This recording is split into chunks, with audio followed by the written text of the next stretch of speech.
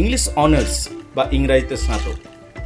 ইংরাজিতে স্নাতক করার কথা তারাই ভাববে যারা ইংরাজিকে মন থেকে ভালোবাসে।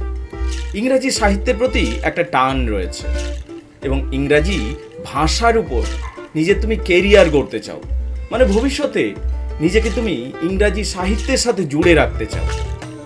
অবশ্যই ইংলিশ অনার্স তোমার জন্য অনেক রাস্তা, অনেক পথ খুলে দেবে। কিন্তু ইংলিশ অনার্স কি, সেই বিষয়েও আমরা দু এক কথা জানব। ইংলিশ অনার্স মূলত বিভিন্ন পুরাণ সম্বন্ধে জানা, বিভিন্ন মিথোলজিক্যাল ক্যারেক্টার এবং বিভিন্ন এনসিয়েন্ট সিভিলাইজেশন সম্বন্ধে জানা। প্রাচীন যুগ কেমন ছিল, প্রাচীন যুগের রীতিনীতি কেমন ছিল, মহারাজারা কত রঙিন ছিলেন, সবই জানা হয় ইংলিশ অনার্সে।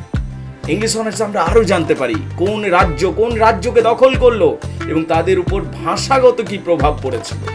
সর্বোপরি রোমান, গ্রিস সৈনিকরা এবং মহারাজেরা কিভাবে সমস্ত কিছুকে ব্যবস্থাপনা সৃষ্টি করেছে।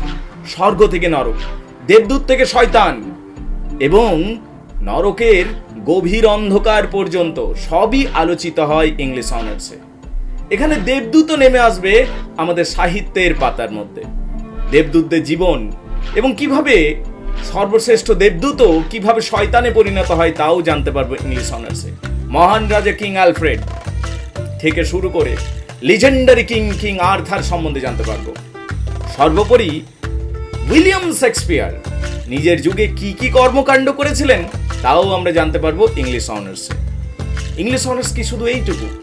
ইংলিশ অনার্সের মধ্যে আমরা বিভিন্ন সাহিত্যের পাশাপাশি বিভিন্ন ধর্ম কথা জানবো, বিভিন্ন রাজনীতির কথা জানবো, বিভিন্ন ইতিহাস জানবো, বিভিন্ন বিজ্ঞান জানবো এবং প্রাচীন প্রথা নিয়ে জানবো।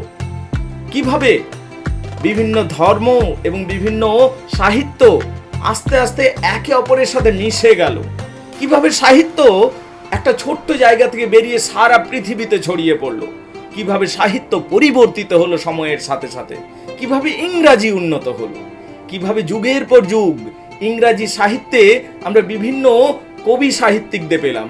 এর সবই আমরা ইংলিশ অনার্স বা ইংরাজি সাহিত্যে জানতে পারবো।